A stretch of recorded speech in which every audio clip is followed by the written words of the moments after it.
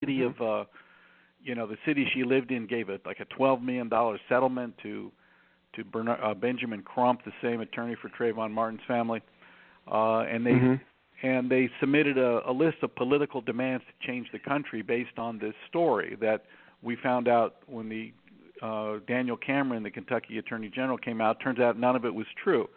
In fact, this gal was involved with her former boyfriend who was in jail with some drugs and storing money and taking money for him.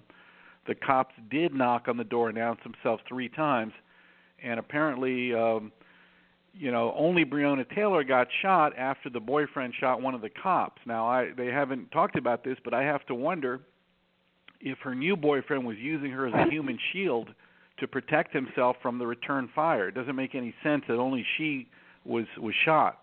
So there's just so much that went on in that case that had nothing to do with the initial story.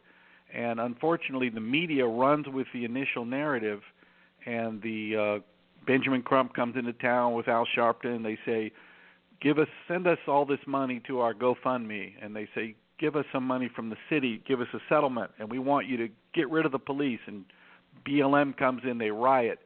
So it's a formula that it should have been stopped a long time ago. When my film came out about the Trayvon Martin case, Trayvon Martin hoax, I showed that the entire thing, the court case, was a hoax because they used a fake witness. The girlfriend, they said, that was on the phone with Trayvon Martin, Rachel Gentile, turns out she was not on the phone with him. It was a completely different girl, and they used this fake witness to get Zimmerman arrested.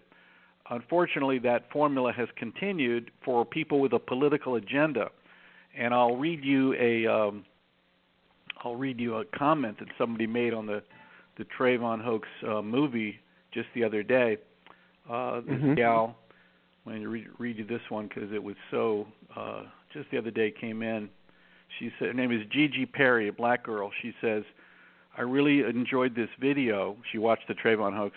She said, I'm ashamed to say I was one of those people rioting for what I thought was right, but it turns out it was well put together for my ignorant reaction. The media and the government bamboozled me. So this is what it's about. It's about manipulating people, particularly black youth, into being upset, into causing disturbances, and getting people to vote Democrat. And that's what it's all about, unfortunately, and it continues to this day.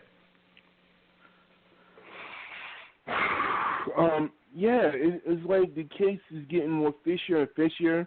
One thing that stands out is the dead body in the car that no one knows about. Right. Yeah, that was another story. Is apparently Breonna Taylor was involved a few years back with, got a rental car, I think, for her boyfriend, and then a dead body was later found in the car. So she was not this innocent person who was simply sleeping and the evil police bust into her house and shot her in cold blood. She was involved with boyfriend, with some talking to him on the phone when he was in jail, holding drug money. The cops came and knocked on the door 3 times. That gave the new boyfriend time to go get his weapon. They should have just gone right in. Everyone would have been safe. But because they gave him extra time, the guy shot the cop. And lo and behold, how could it be that only Breonna, who was standing supposedly next to him in the hallway, how come only she got shot? I bet that dude was hiding behind her and used her as a human shield. So she was a victim, but not of the police, I don't think. Yeah, you know what? It was. Maybe it was. And the witnesses, they keep popping up. The neighbors, the next door neighbors, can keep popping up, which is kind of very strange because the neighbors did not interfere. They just got back in the house. And it seems like these cases, every time you see, more stuff keep popping in, and it seems like it's not going to help the case out. Right. It's because the media takes over the narrative, and if you disagree with their initial narrative, they don't cover you, even in this election stuff. Anybody that's saying that, wait a minute, it kind of doesn't make sense that Joe Biden got 12 million more votes than Barack Obama when Biden was not popular, he didn't campaign, there was no ground game. How did he get 12 million more votes than Obama, this guy that hid in his basement, and nobody cares about him? You can't even ask that question. If you do, the media dismisses you. They don't even cover you. So it's the corporate media is so tied in with the Democrat Party and their agenda that there's no objectivity, there's no media, and bad and worse things continue to happen, such as the manipulation of black voters in the black community for so long. No one has suffered more from this BLM nonsense and defund the police than black youth. I get emails all the time. And did we have an election that was now, taken over by Biden and his corporate backers because of manipulation? And we always find out like a year later that everything we were told at the beginning was not true. So I hope they're going to get into the discrepancies in what took place in this election, because it just does not make sense that Biden got these incredible kind of turnout numbers, especially in these few swing states where all of a sudden, I went to sleep, Trump was leading by like 800,000 votes in Pennsylvania. It's impossible to catch up. And I wake up and Biden's ahead. And it turns out they didn't let the Republican poll watchers inside. And it turns out, 100,000 votes showed up in the middle of the night. Or they got this crazy Dominion voting system now is getting a lot of scrutiny by this company in Colorado run by Antifa, of all people. We're allowed to run this company that sells voting equipment to the states. So this is where we can come to when we live on lies and lies of the media. They all build up and create bad results. Boy, yes, we do tend to have the wool of our eyes pulled when it comes to the media and these little political jargon tactics, the two-party system. You don't establish the voting of the third-party system, which they should be doing. What do you think about, the third-party system not being established more instead of just focus on these two people? Why don't you just have the third-party system come out? Well, it's a terrible flaw if you have a two-party system and one of the two parties makes an alliance with the media and with the government administration or deep state. All of a sudden you don't have a fair playing field. And now all of a sudden there's one party. The program of Biden-Harris, the Democrats have been saying it for months. They've been saying for months their goal is a one-party state. They say we're going to make Puerto Rico and Washington, D.C. states to get 4 more Democrat senators. They're going to pack or destroy the Supreme Court with extra justices that are liberal. So all of a sudden there's no more objective third branch of government. There's no Supreme Court. There's no Senate. And if you control the voting and the media, it's a one-party state. They're going to put in their program, they're going to legalize 20 million illegals, open borders. They're going to start a war of climate justice, racial justice, economic justice, and it's impossible to have another party win. So I think I agree with you that it would be better if we had 3 or 4 parties, because if one of the two parties decides not to play by the rules and to change the rules to benefit them permanently, there's no longer a constitutional republic. It's a banana republic. Not the store, but the public of, banana republic. Or the Chinese republic. Don't forget, it was only a few weeks ago that we saw evidence that Biden was running a family business where his brother and son were on the take making $10 million a year from the Chinese Communist Party from Ukraine. So Biden is, where's the national security establishment? Biden is owned by the Chinese. They've got enough information on him. Who's to say he doesn't have Chinese grandchildren with Hunter going over there all the time? So they've got enough to blackmail Biden.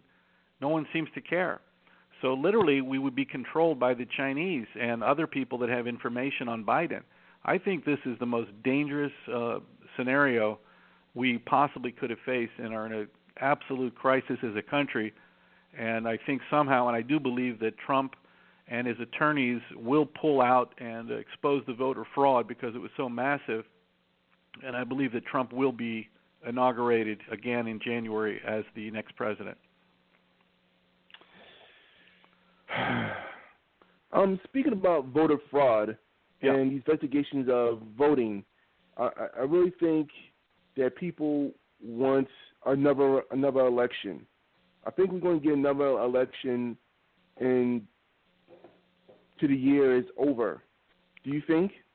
Well, you can't physically have another election. The way it would work is if it's probably going to go to the Supreme Court. Now, the Supreme Court is going to have two choices. They can either say, you know what, Pennsylvania is so screwed up beyond possible. We can either say that, okay, Pennsylvania, Michigan, Georgia, we're going to disqualify the votes from everything that was illegal, and we're going to give Trump those states, and he wins.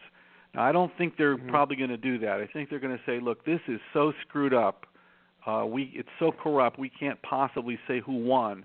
And I think they're going to put the election to the Congress. It goes to the House of Representatives for them to choose the next president. And that's in the Constitution. They're allowed to do that. Now, if it goes to the House of Representatives, you get one vote per state. Now, and the Republicans have an advantage about 30 to 20 over the Democrats. So in that scenario, there would be an election, but it would be by the House of Representatives, which would make Trump president because these states were so corrupted in their election methods. What about these flip states? Which is very funny. I never heard of these flip states. I mean, states that vote for Trump now vote for Biden just because of Kamala Harris and I forgot what the other lady was. She was always on YouTube. What about these flip states? They keep on popping up. You about the swing states or the states that are just changed? Yeah. Well, this is what makes it so suspicious. For example, you have states where they elected Republicans for governor, Republican House, Senate, and they only voted for Biden and not Trump. It's just ridiculous. You've got 80, 90% turnout, which is impossible in Milwaukee. You've got affidavits of Rudy Giuliani has all these affidavits from people saying, look, there was massive fraud. They would take 100 ballots for Biden and run them through the machine, and instead of setting them aside and counting the next batch, they would run the same batch 5, 6, 7, 8 times for Biden, and that's how they ran up his numbers. So I think what you're going to see is these states that Biden took, I think there's a chance in the state courts and in federal court that they'll flip back to Trump. If not, I'm thinking it goes to the Supreme Court and then ends up getting decided by an election in the House of Representatives. And don't forget, there's no evidence that Biden is president-elect. There's no evidence yet that he won anything. Yeah. He didn't. It's just the corporate media hype. It's the same hype that said he was up in the polls. So until the electors actually elect somebody, there's no president-elect. Everything is right now being disputed. Yeah, I think everybody's celebrating too early on this thing, and you know everybody is so caught up in kicking Trump out the White House, but people don't understand that you know it takes a lot to get processed. I think a lot of people are not educated on politics, especially voting politics dynamic and what goes on behind the scenes. With these politicians and what voting and the numbers and the telling numbers and everything else goes on. Right. Let me give you Joe Biden. Yeah. Well, let me give you an example of the numbers. For example, 4 years ago, Hillary Clinton got 65 million votes.